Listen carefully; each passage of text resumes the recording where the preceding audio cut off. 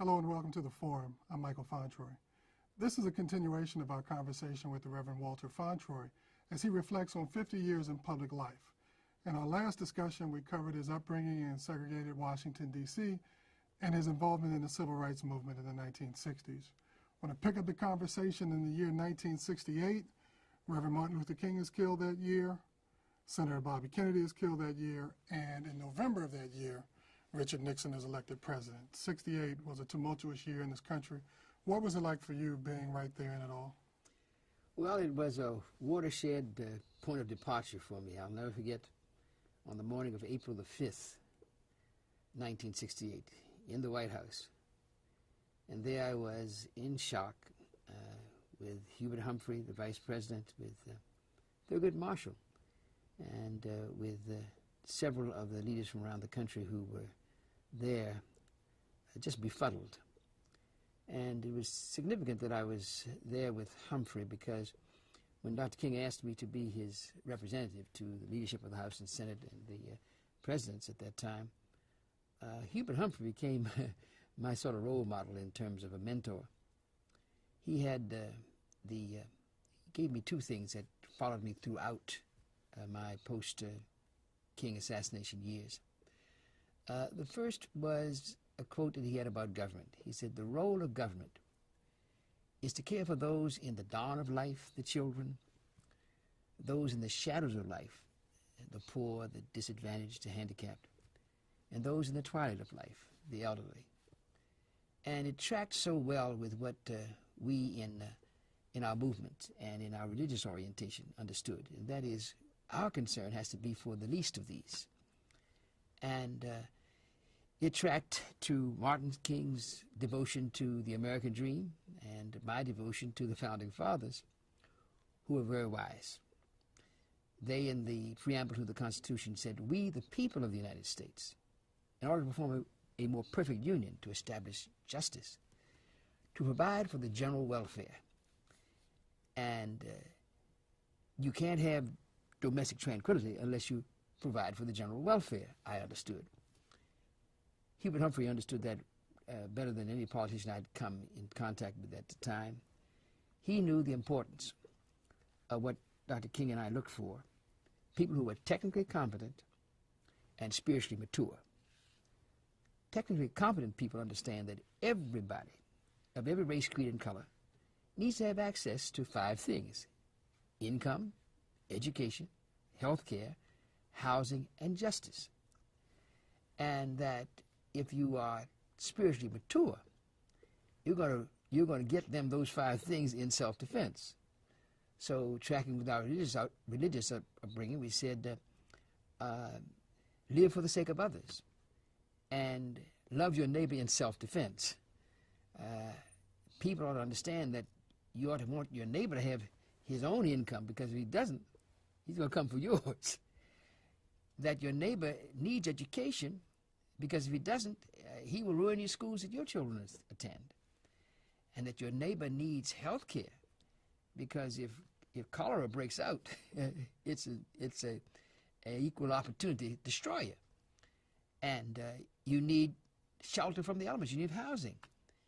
And if your neighbor doesn't have a house, guess whose house he'll break into in the winter? And above all, your neighbor needs justice, because if he doesn't have it, you as his neighbor are going to feel the weight of his anger and hostility at the pain of being unjustly treated.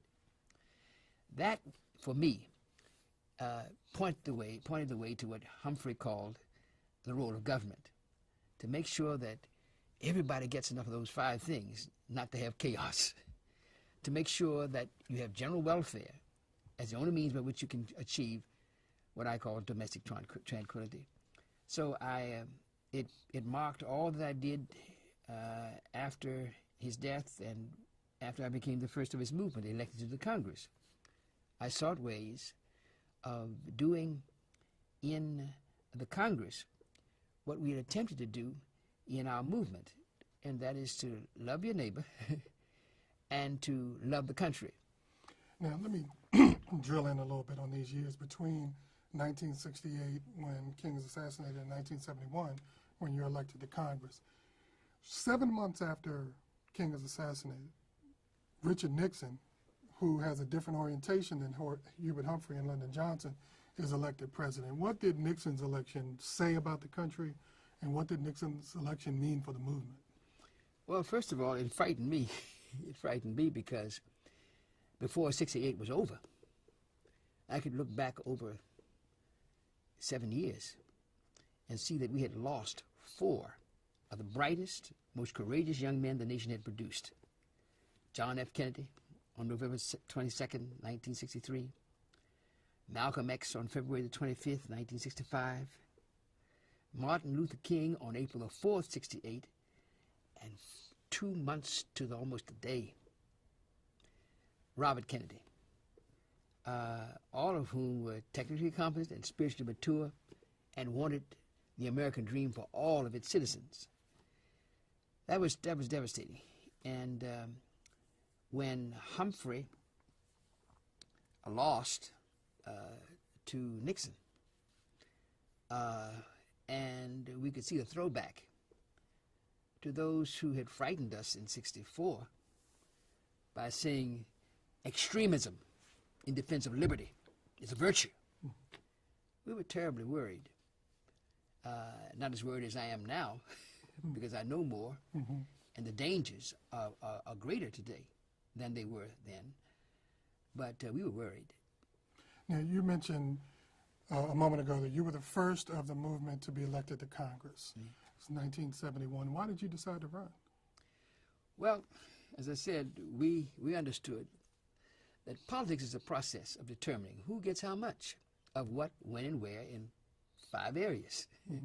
We understood why they beat Cheney, Schwerner, and Goodman to death, why they gunned down Bala Luitzu on Highway 80 after that march that we organized for Dr. King in '65. We understand why they beat Cheney, Schwerner, and Goodman to death in Meridian, Mississippi, because they didn't want us to vote. Because, as I told you last time, every time a group of politicians sits down to make decisions, they're deciding 5 things. Who's going to get the money out of this? Whose children are going to get quality education? Who's going to get health care? Who's going to get housing? And who's going to get justice? And we understood why people of African descent in this country got the least income, education, health care, housing, and justice, because we weren't allowed to vote. They didn't want us to vote. I must say this, November the 2nd, 2010, was a throwback for me to November the 2nd, 1885, when there was an election. Because prior to the election, after the 14th Amendment, we elected 6 Southern governors who were black and had 16 members of the Senate from the South, black, because our people could vote. And the reaction to it was brutal. That year, they intimidated black voters going to the polls to expand their command and control over the instruments of government. And the next year, the Tilden-Hayes deal was done, which withdrew the federal troops from the South and left the masses of black voters at the mercy of Klansmen. And as a consequence, we were driven from the politics of the South. I'll never forget Lou Stokes when we formed the Congressional Black Caucus, 13 of us. Said, well, Hiram was right, Hiram Jones was right when he said, we will rise like a phoenix again. And so we were the phoenix rising after they had driven everyone out and denied us that right. So I got into politics because I understood that if you're going to declare good news to the poor, bind up the brokenhearted and set at liberty them that are bound, you'd better get involved in politics because they decide who gets how much of what, when, and where. You mentioned the CBC, founded in 1971. You were one of the founding members of that organization.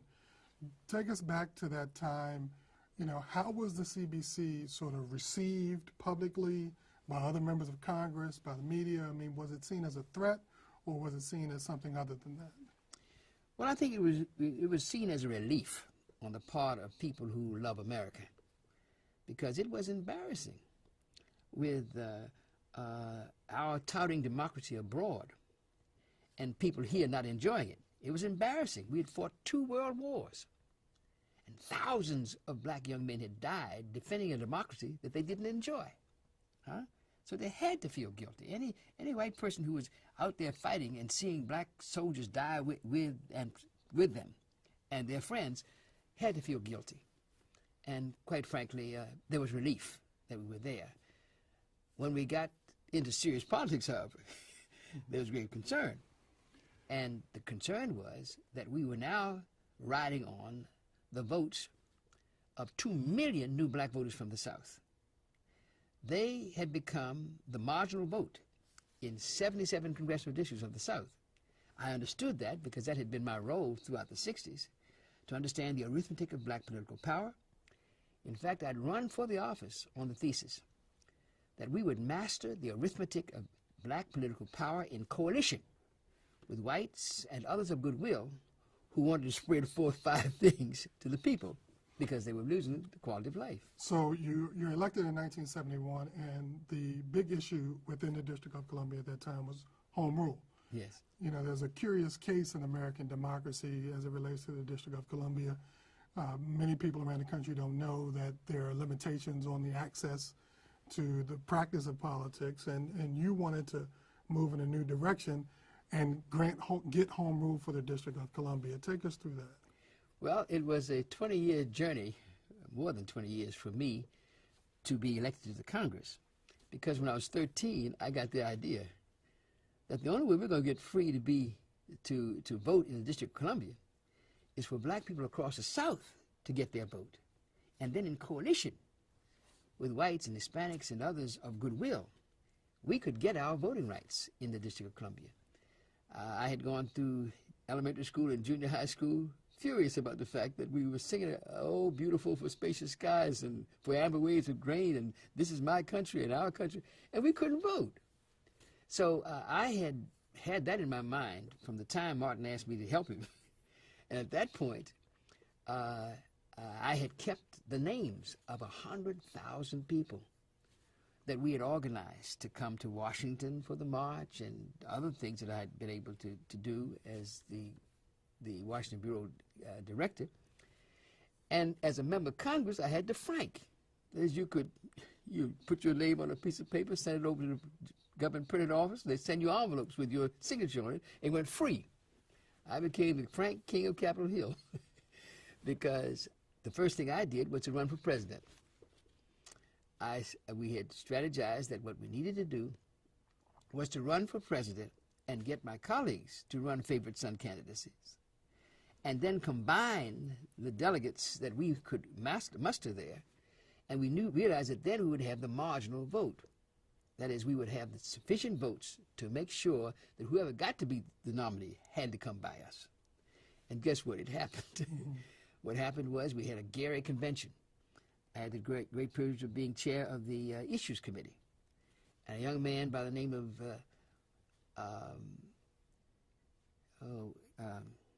was that Dick Hatcher? No, Dick was the elected mayor. Yeah.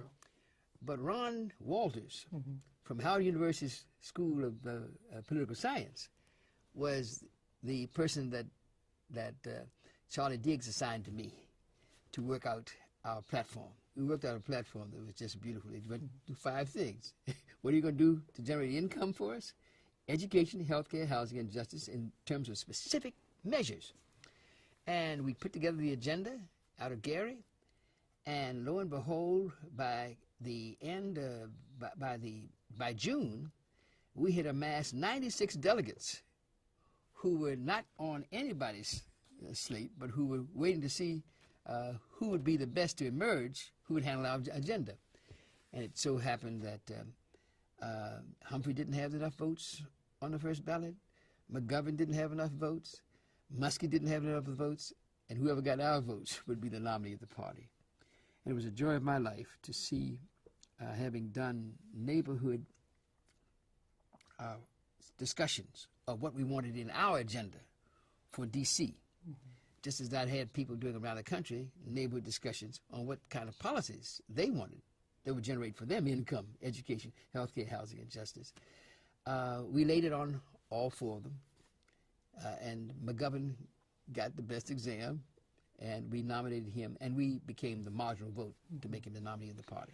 So you're elected in large measure to help move forward with D.C. home rule.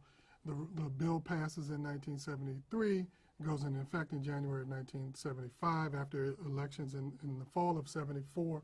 Some people consider that the last of the civil rights bills that come through. Now, throughout the 70s and into the 80s, you're a member of the United States Congress, but you're still a civil rights activist at heart. And I want to fast forward to 1984, Thanksgiving Eve. You get arrested. Why? Well, two things. First of all, when you say civil rights, you're really talking about civil society. And the role of civil society, according to Humphrey and according to us, is that you spread those things among all the people. Those in the dawn of life, the children who can't earn income and can't, just get educated on their own. Those in the shadows of life, those who fall through the cracks, and those who are elderly. And so it was just a continuation. I was happy to go from the streets to the suites to work this stuff out.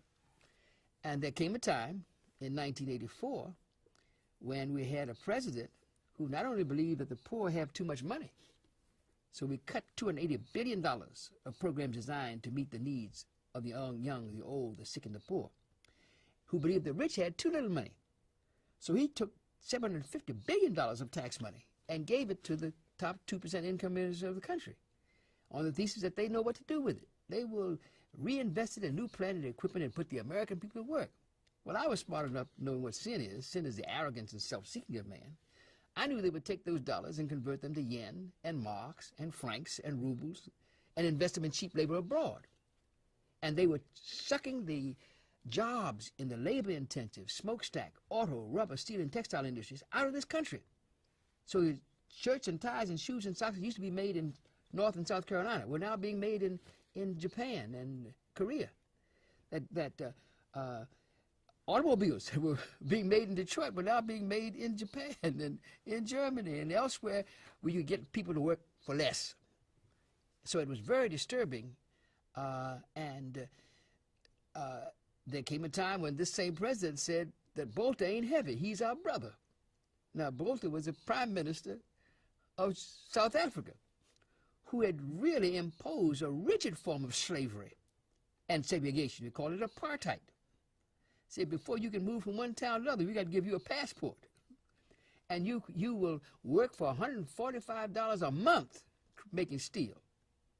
Well, I saw that as a link to George Wallace, because George Wallace had steel mills in Birmingham and in Bessemer that were closing down because the wealthy few were taking their money and investing it in South Africa and making steel to provide for ships being made in Mobile, a big shipbuilding area in Alabama, with steel imported from there. Before I knew it, George Wallace said, Walter, you're going to be I'm going to make you an honorary colonel in the Confederate Army if you can stop that. And so what we understood is that the Founding Fathers gave us two means of influencing public policy. One is to go to the polls and vote for people when elected who would promise you that you'd spread those five things to them. But they realized that there might come a time when in a majority rule situation, the legitimate concern of any one citizen might not be addressed by that. And so they gave us all the First Amendment, which says that no state shall deny any citizen the right of peaceable assembly to petition the people for a change in public policy. And so we were wise enough to recognize that, and because I'd come from it, that there's sometimes things you have to work out in the streets that can't be worked out in the suites. There's no way in the world we're going to, as popular as Reagan was, we're going to get sanctions against South Africa or a King Holiday bill if we didn't prick the conscience of enough people. And so I did submit myself with Randall Robinson and Mary Frances Berry to the science of nonviolence. We peaceably assembled at the office of the distinguished ambassador from South Africa on South African territory in Washington, Ambassador Fauntroy, and asked him for a change in public policy. I asked him because I'd already spoken to Mr. Bolter the year before, who told me, listen, boy, in the big ocean, the big fish always eat up little fish, and you all are little fish. Well, now you kind of imagine, coming from 7th T, what I wanted to say to him, but I couldn't because I was a minister and because I was a member of Congress. I said, that's all right. I'll see you later.